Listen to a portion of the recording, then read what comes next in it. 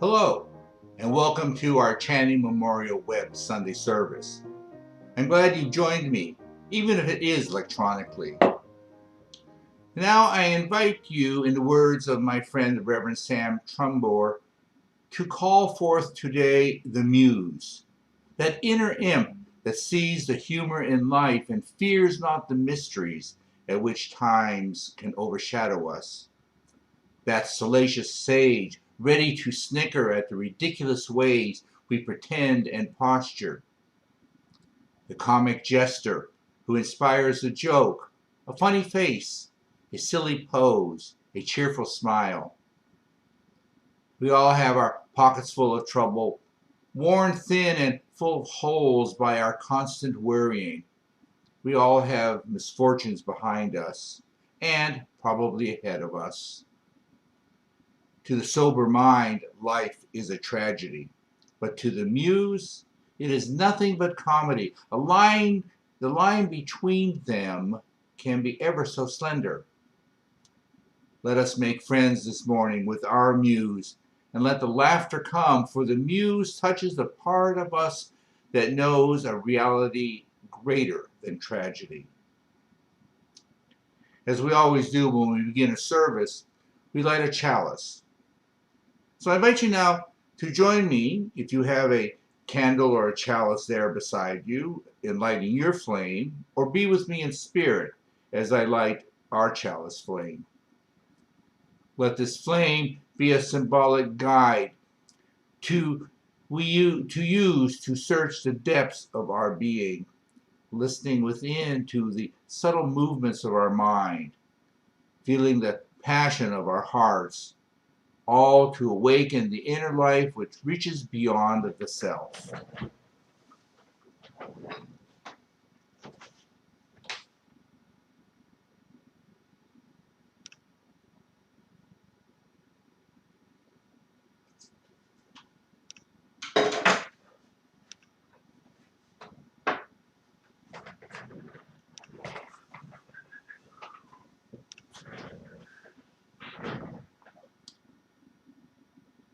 Wednesday is April Fool's Day, the day traditionally set aside in our culture for some merriment at the expense of other people with practical jokes and hoaxes.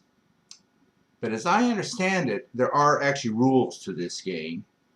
They need to end by noon, and the player of the joke or the hoax is supposed to explain their actions by proclaiming April Fools to the recipient. Now, I never understood or liked April Fool's Day. I don't like pranks either on the giving or the receiving end. I think the last time I played an April Fool's prank was when I was 5 or 6 and jumped out from behind a wall to scare my father and yelled, April Fools! As parents do, my father was gracious in receiving this joke and patted me on the head, saying, funny April Fool's joke. My dislike for April Fool's Day aside, people have been observing something like our April Fool's Day in some version or another for a very long time. A bit of reading on the subject of April Fools gave me some interesting and useless trivia. Some people suggest that the notion that April 1 is a trickster day comes from Chaucer's Nun's Priest's Tale, in which a vain rooster, Chanticleer, is conned by a fox. Others give the origin of April Fool's Day to the Romans with their festival of Hilaria, which was celebrated at the end of March and involved people dressing up in disguises.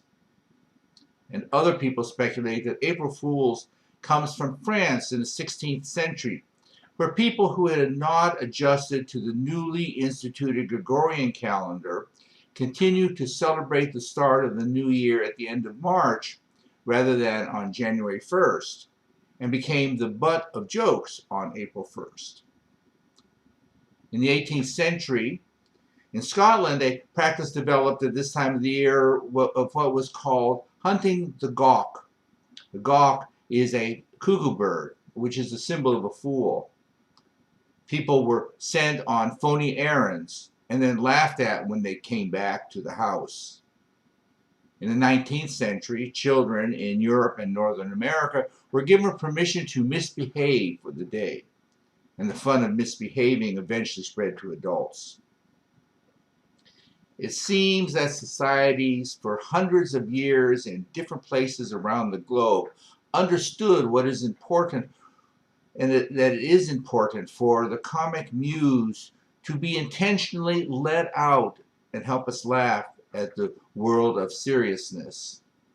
And laughing at the world of seriousness is still very important.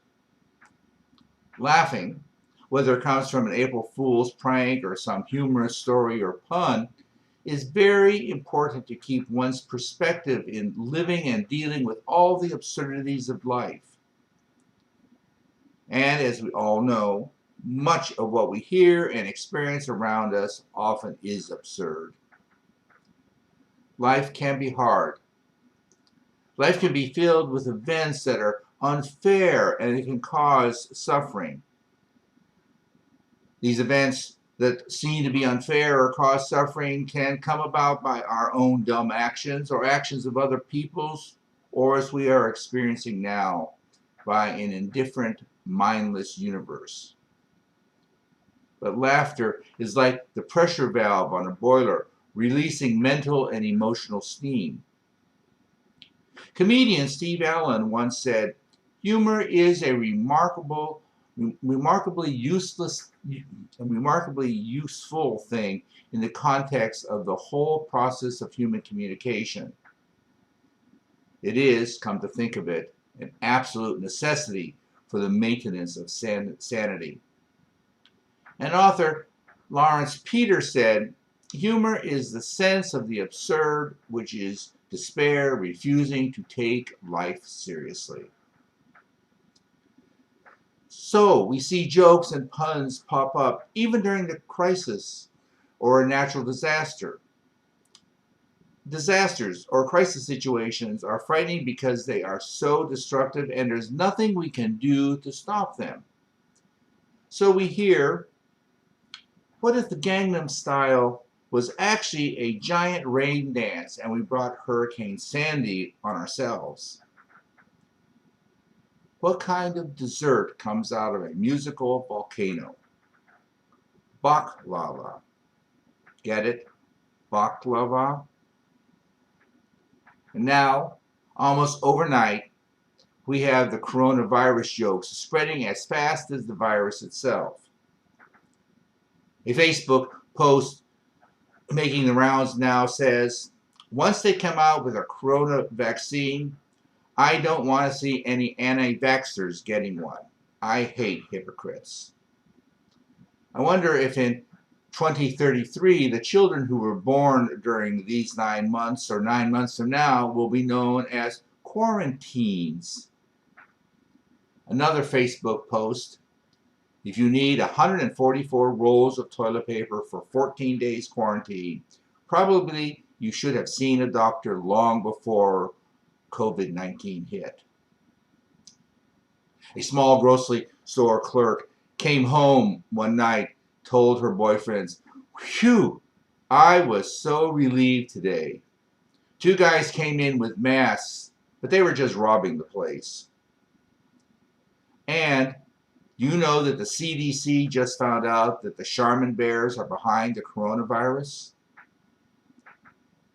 The threat of death and death itself are probably the most religious and most serious subjects in the whole catalog of human conditions. The end of a life is something that is really not humorous, except we do make light of it.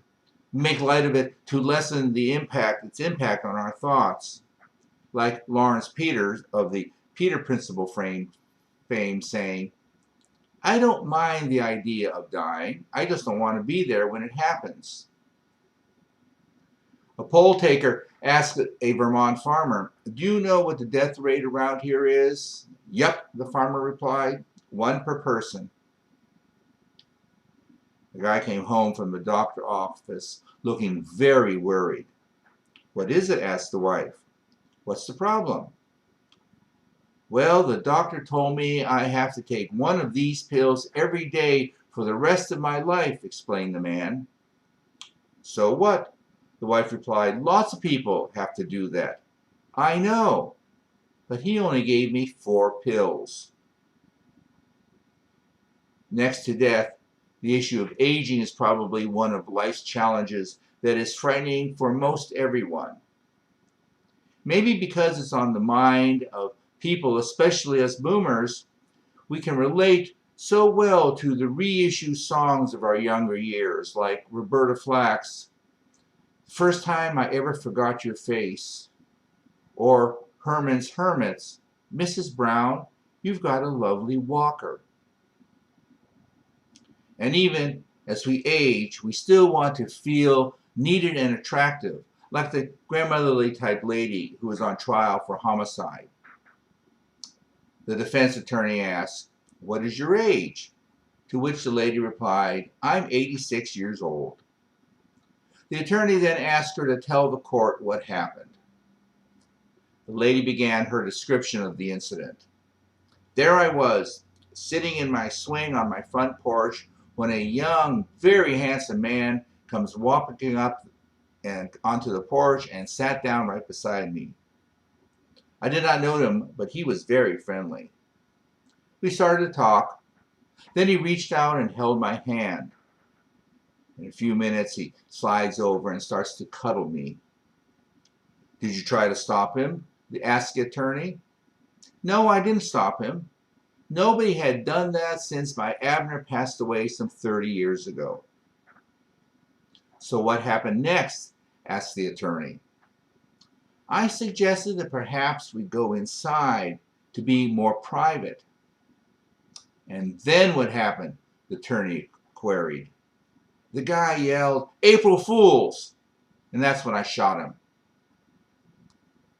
The late Reverend Forrester Church said that religion is about being born, knowing we are going to die, and figuring out what to do in between. But because religion deals with serious matters, it is vital to have a lightness of spirit about it. We all have met people who are unhumorously earnest about religion, a self-righteousness that can lead to very terrible opinions and deeds. And while we Unitarian Universalists can be quite serious about our faith, we also are willing to do our best to lighten up and laugh at our questing, our doubting, keeping our options open, even embracing our many positions, and sometimes our seriositude. What 2 things do UUs and Dracula have in common? They both have origins in Transylvania, and they both shy away from the cross. There was a car accident. A woman was lying in the street covered in blood, and someone in the crowd shouts, "Call a priest!" The woman opens her eyes and firmly asserts, "I'm a Unitarian." The bystander yells, "Call a scientist!" What is the quickest way for a UU to discover all the nutritionists around them? Well, that's to tell people they are vegan. Suddenly everyone becomes an expert on food. At a dinner party, the topic of religious beliefs came up. One man said, I know that Hindus believe in many gods, and Christians believe in one God. How many gods do Unitarian Universalists think there are?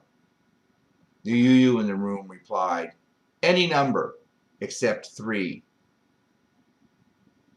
A minister, even though they are usually respected by people, are not above being the brunt of jokes also. There was a young boy who had sat through a very long and theologically complicated sermon. After the sermon and service, the boy started to walk around looking at everything, including the pictures on the wall. There were a group of pictures of men in military uniforms. The boy asked the minister who had come up behind him, who are those people? The minister responded, those are men from this church who died in the service. The boy's eyes opened wide, and he began to tremble, and then asked, was it the 9 o'clock or the 11 o'clock one? Now, laughter is not a denial of life's seriousness. Rather, in times of difficulty, if we can see and appreciate humor and take for even a few minutes to be with the lightness of laughter, perhaps even while we may be crying, we can find a bit of relief and break the shell that we often build around our spirits when things are tough. And we can touch our center wherein dwells the holy and experience a reprieve from tension and sadness. We are well served by a good laugh. We are served by a good laugh when things seem dark because we are forced to take a break from being overwhelmed by events. Humor can penetrate duplicity and deceit and tension, confusion, meanness, and sorrow. Those who can create or engage in humor when looking at difficult circumstances like aging or illness or death or bad relationships can give themselves a liberation from tension rather than wallowing in suffering and seeing existence as a tragedy. Now, good humor, not insulting or demeaning attempts to get laughs. Good humor works to demolish anxiety because it gives us a different way to view things. Yes, life sometimes challenges us. Sometimes life gets twisted in unforeseen ways. So keep your mind and your heart open to humor, to push past the absurdities and tragedies of life. Each Sunday, during our service at Channing Memorial Church, we set aside a time for us to share important life events with the congregation. Since we cannot do it in person at this time, I suggest we do it by email. So I invite you to email me your joys and sorrows and concerns and gratitudes by Friday, and I will compile them and send them out next week. But now, I'm going to stand in for all of us and light candles to represent common life events we usually share on Sunday.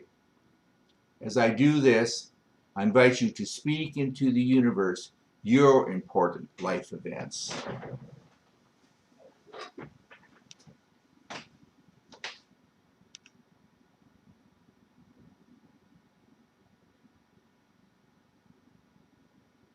For our family and friends, nearby and far away, wishing them all the safety that can be possible.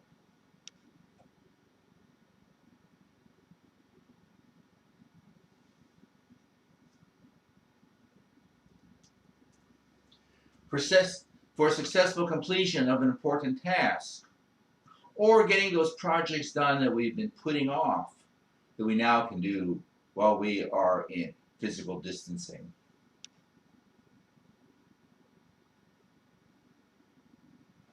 For illnesses of family members or friends, may they have speedy recovery. For birthdays and births,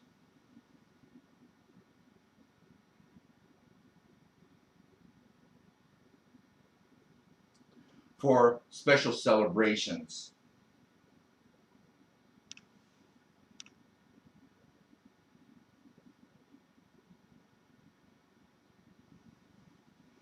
for remembering a loved one or a friend who may have died.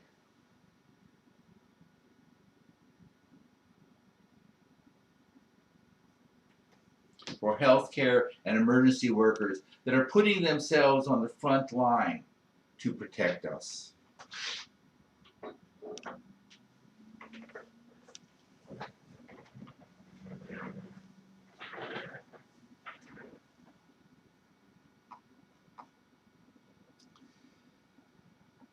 In this time when we are separated from family and friends and co-workers, I wish to close today's web service with another insightful poem by the Reverend Lynn Unger that gives us something to ponder this week. It's a poem she calls Accounting. How easily it is to get pulled under by the riptide of numbers, the grip of statistics dragging us out in their litany of loss. Some numbers are too large to reckon, knowing that each number is a life. We don't know yet how to mourn the particulars of those sums. But for now, count smaller things. Raindrops on the roof, thousands. Comfort in a time of drought. Trees visible from my window, 6. One decked in the fluffy pom-poms of spring. Eggs in the refrigerator, 8. Enough for breakfast and possibly a cake. Birds in the bush, 2. Nattily attired in black and russet and spots. Dogs at my feet, also 2. Both happy that we are together. I don't know if there is some grand accounting at the end, a God who weighs our soul against the feather. It seems unlikely, but one way or another, it's probably worth considering what counts. As we get ready to end our web service today, I want to thank my colleagues, Reverends Sam Trumbore and Elizabeth Green, for some of the ideas and jokes that I used in today's homily. And if you wish to check in with other Channing Church folks, join me in a Zoom chat room on Wednesday. There are 2 times, 11 in the morning and 7 at night. Information on how to enroll in the chat rooms is in the email sent out by the office on Thursday. And if you have something personal you want to discuss with me, don't hesitate to call. So be safe and know that I am thinking about you.